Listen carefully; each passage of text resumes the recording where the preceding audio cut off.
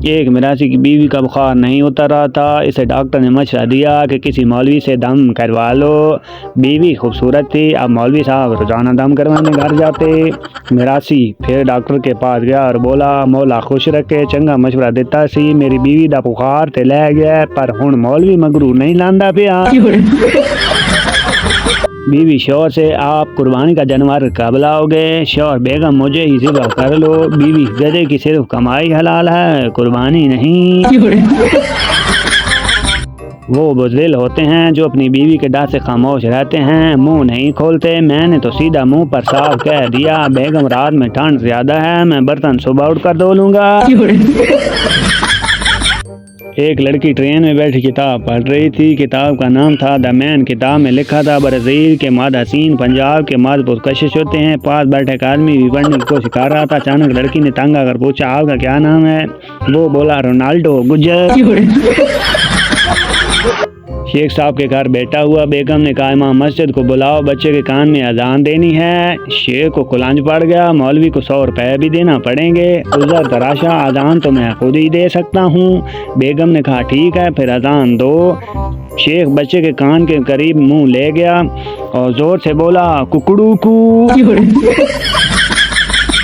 उस्ताद पंजाबी शागिर्द से, कल स्कूल क्यों नहीं आए? शागिर्द, जनाब मैं बीमार सी। उस्ताद, ठीक है, कल डॉक्टर से लिखवा कर लाना। शागिर्द, पर मैंने ते दम करवाया सी। एक शेख साहब 2 घंटे फ़ोन पर बात करने के बाद इंतकाल कर गए। मौत की वजह पता चली कि पैकेज लगाना भूल गए थे।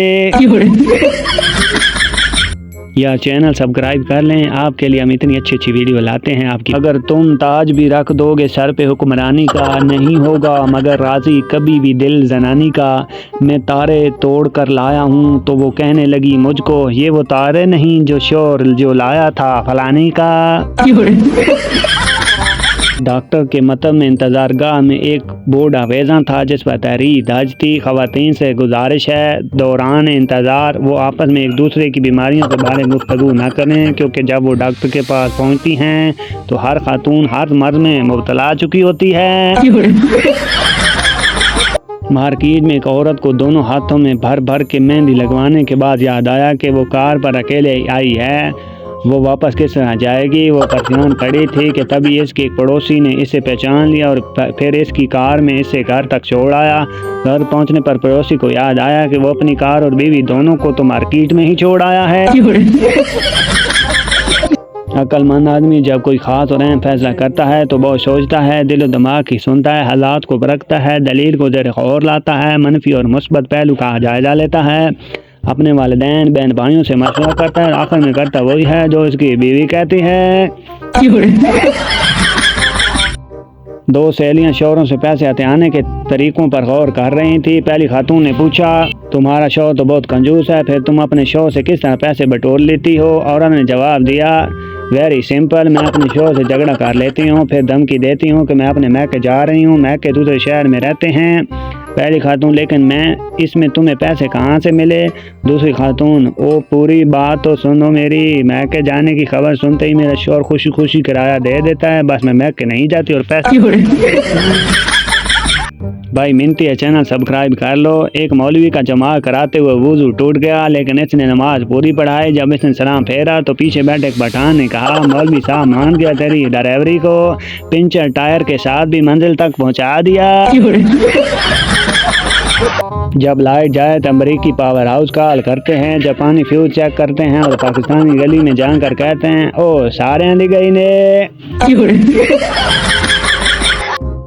दुकानदार खातून को कपड़े दिखा कर थक गया, आखिर बोला, मुझे अफसोस है आपको कपड़ा पसंद नहीं आया खातून, कोई बात नहीं, मैं तो वैसे ही सब्जी लेने आई थी। एक अनपढ़ एमपीओ को वजीर सेहत बना दिया गया। वजीर बनते ही इसने मीडिया के साथ सरकारी अस्पताल पर छापा मारा। वार्ड में 2 मरीजों को ऑक्सीजन लगी हुई थी जबकि तीसरे मरीज को नहीं लगी थी। वजीर सेहत ने डॉक्टर से पूछा, 2 मरीजों को सीएनजी लगी हुई है, तीसरे को क्यों नहीं लगाई? डॉक्टर ने सर से लेकर पांव तक वजीर को देखा और फिर ड्रेप की तरफ इशारा करते हुए बोला, ये मरीज पेट्रोल पर चल रहा है। एक देसी साहब किसी काम से अपने अंग्रेज दोस्त के साथ इसके घर गए। इन्हें ये देखकर बहुत अच्छा लगा कि इनके दोस्त के घर में दाखिल होते ही सबसे पहले बीवी को गले लगाकर मिले।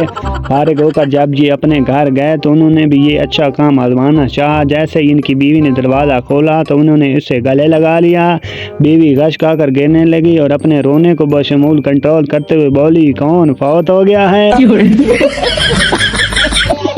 एक औरत कोमे में चली गई। शौहर मुर्दा समझकर दफनाने चला। रात में जनाजा खंबे से टकराने से औरत को होश आ गया। 1 साल बाद औरत फेल चल बची। सब कलमा पढ़ते हुए जा रहे थे। शौहर की जबान पर एक ही बात थी, खंबे तू बचा के, खंबे तू बचा के। एक आदमी ने छापर हाथ में पकड़ा हुआ था और बेतहाशा भाग जा रहा था। एक पुलिस वाले को शक पड़ा तो वो इसके पीछे भागा। काफ़ी देर की बाद पुलिस वाला इसे पकड़ने में कामयाब हो गया। इस आदमी ने पूछा, आदमी जनाब मेरा कसूर क्या है? कांस्टेबल तुमने चोरी की है और इस छापर में चोरी का सामान है। आदमी जनाब इसमें मेरी बीवी के कपड़े हैं। कांस्टेबल तो तुम भाग क्यों रहे थे? आदमी मैं तो इसलिए भाग रहा था कि कहीं मेरे घर पहुंचने से पैसे न बदल ले। एक चरवा अपने रेवड़ लेकर जा रहा था कि एक आदमी का इधर से गुजर हुआ। कहने लगा, अगर मैं बताऊं कि ये कितनी भेड़ें हैं तो क्या तुम मुझे एक भेड़ ले सकता हूं?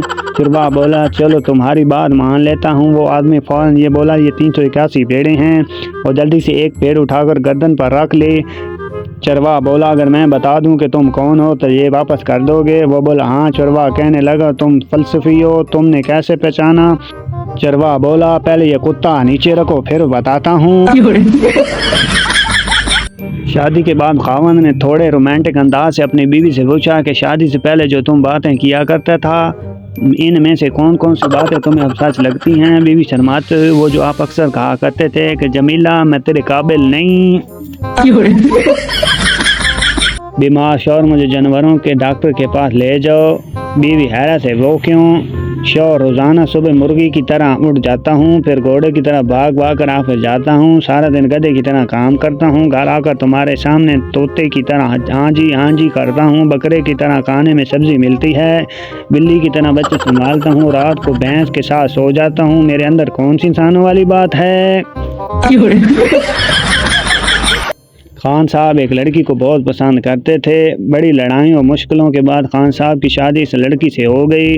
रुखसती के वक्त लड़की और इसकी मां गले लगकर रोने लगी। खान साहब भी इन्हें देखकर रोने लगा और बहुत जज्बाती होकर बोले, गुलनाज हम सब कुछ बर्दाश्त कर सकता है लेकिन तुम्हारी आंखों में आंसू नहीं। तुम अपनी माँ के साथ खुश रहो, हम तुम्हें तलाक देता है। एक जगह शादी हो रही थी। घर वालों ने देर के पास अपने रिश्तेदार को बिठा दिया ताकि वो मेहमानों के हिसाब से खाना तकसीम करे। वो आदमी अपने रिश्तेदारों को 2 बोटियां और 1 आलू देता, नवाकिफ को 1 आलू और शोरबा देता। शादी में एक अजनबी खाना लेने गया, इसकी प्लेट में आलू और शोरबा डाल दिया गया। वो बोटी की उम्मीद लेकर दूसरी मरतबा खाना लेने आया, फिर शोरबा और आलू मिला तो उसने कहा, भाई साहब कोई हड्डी वाला आलू नहीं है। उम्मीद करता हूँ नाज़रीन आज की वीडियो आपको पसंद आई होगी। वीडियो को आपने एंजॉय किया होगा, आप इससे लुत्फ़अंदोज़ हुए होंगे। वीडियो बनाने का मकसद सिर्फ़ और सिर्फ आपको एंटरटेन करना होता है, आपके चेहरों पे हंसी और खुशी लाना होता है। इसलिए हमारे चैनल को सब्सक्राइब, हमारी वीडियो को लाइक ज़रूर किया करें ताकि इस तरह की अच्छी इन्फॉर्मेटिव वीडियो हम आप तक लाते रहें। और कमेंट सेक्शन में अपनी राय का इज़हार ज़रूर किया करें ताकि हम आपकी राय को इस्तेमाल करते हुए उसके ऊपर वीडियो बनाएं और आपकी चॉइस के ऊपर वीडियो बनाएं। Thank you so much. अपना ख्याल रखिए, अपनों का ख्याल रखिए। मिलते हैं एक नेक्स्ट वीडियो के अंदर। तब तक अल्लाह हाफ़िज़, बाय बाय, टाटा।